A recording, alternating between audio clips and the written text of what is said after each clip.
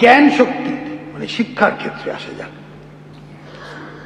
বাংলার শিক্ষার দিক থেকে একটি উৎকৃষ্ট কেন্দ্র পরিণত করার জন্য একটি কৌশলগত রূপরেখা তৈরি করা হচ্ছে।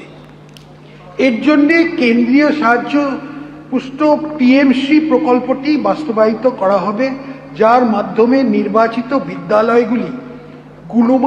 বিদ্যালয়গুলি গুণমান পরিকাঠামোর উন্নয়ন ও প্রযুক্তি নির্ভর শিক্ষার মাধ্যমে মডেল প্রতিষ্ঠান হয়ে পরিণত করা হয়। এই উদ্দেশ্যে আমি 2100 কোটি টাকা বরাদ্দ করার প্রস্তাব রাখছি। এটা খুবই গুরুত্বপূর্ণ একটা প্রকল্প।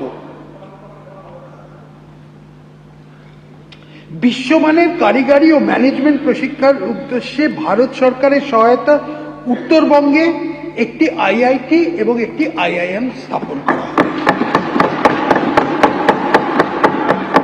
হাতে কলমে শিক্ষার দ্বারা সৃজনশীলতা এবং বৈজ্ঞানিক চিন্তাকে উৎসাহ দেওয়ার জন্য 200 কোটি টাকার প্রস্তাবিত বাজেট বরাদ্দ করে মোট 1000টি স্কুলে অটল টিঙ্কারিং ল্যাব স্থাপন করা হবে। আমি সংস্কৃত কলেজ ও বিশ্ববিদ্যালয় উন্নয়ন এবং সংস্কৃত ভাষা প্রসারের জন্য 50 কোটি টাকা বরাদ্দের প্রস্তাব করছি। রাজ্য সরকার এই রাজ্যে নবোদয় বিদ্যালয় স্থাপনের জন্য জমি দেবে। প্রাথমিকভাবে দক্ষিণ 24 পরগনা, মালদা, ঝাড়গ্রাম এবং পূর্ব বর্ধমান 4টি জায়গা চিহ্নিত করা হয়েছে। একইভাবে ঝাড়গ্রাম ও বাঁকুড়াতে 2টি কেন্দ্রীয় বিদ্যালয় স্থাপনের জন্য জমি চিহ্নিত করা হয়েছে। আইটিআইগুলির আধুনিকরণের জন্য পিএম সেতু মানে PM skilling and employment transformation through upgraded ITI প্রকল্প বাস্তবায়িত করা হবে। আমি এই ক্ষেত্রে 570 কোটি টাকা বাজেট বরাদ্দ করা হচ্ছে।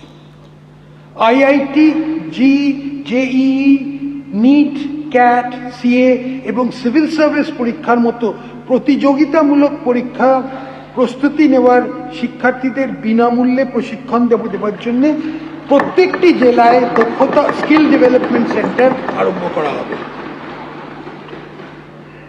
মেয়েদের জন্য শিক্ষাগত উৎকর্ষ বিকাশের লক্ষ্যে কাঁথি, কালিয়াচক, জঙ্গিপুর, সাগর, তুফানগঞ্জ এবং ফলতায় মহিলা কলেজ স্থাপন করা হবে।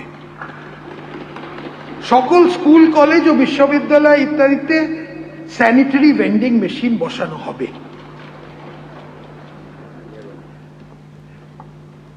এবিপি আনন্দ, এগিয়ে থাকে, এগিয়ে রাখে।